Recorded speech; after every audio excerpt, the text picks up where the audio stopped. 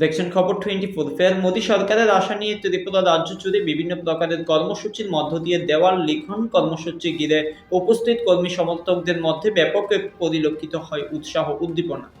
ফিরছে একবার মোদী সরকার, এই বিশেষ স্লোগানকে সামনে রেখে রাজ্য বিজেপি সাম্প্রতিক সময়ে গোটা রাজ্য জুড়ে বিভিন্ন প্রকারের কর্মসূচি গ্রহণ করে চলেছে। এই কর্মসূচির অঙ্গ হিসেবে আজ অর্থাৎ 10ই জানুয়ারি রাজ্যের প্রতিটা বুথে অন্তত 5টা করে জায়গায় দেওয়াল লিখন শীর্ষক কর্মসূচি সংগঠিত হচ্ছে। বনমালীপুর মণ্ডল অফিসের সামনে আয়োজিত এই দেওয়াল লিখন কর্মসূচি ঘিরে উপস্থিত কর্মী সমর্থকদের মধ্যে ব্যাপক উৎসাহ পরিলক্ষিত হয়।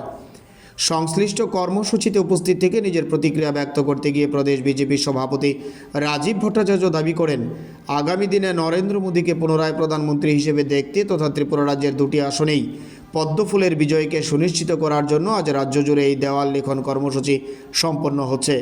পাশাপাশি শ্রী ভট্টাচার্য রাজ্যবাসীকে আগামী দিনে নির্বাচনের মধ্য দিয়ে এই রাজ্যের 2টি আসনেই পদ্মফুলের জয়কে সুনিশ্চিত করার জন্য আরও একবার আহ্বান জানান।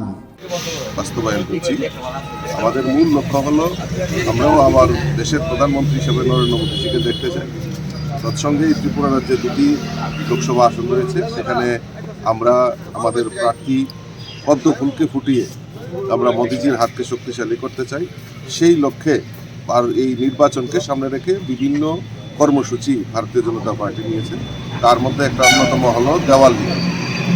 আজকে সারা ত্রিপুরা রাজ্যে আমাদের যে বুথগুলি রয়েছে সেই বুথে প্রত্যেকটা বুথে মিনিমাম 5টা করে আমরা এই পদ্মফুল আর ফিরছে একবার মোদী সরকার এই স্লোগানকে সামনে রেখে আমাদের দেওয়াল লিখন স্টার্ট হয়েছে।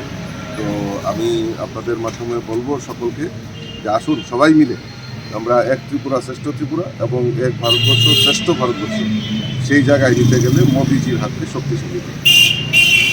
ব্যুরো রিপোর্ট, খবর 24।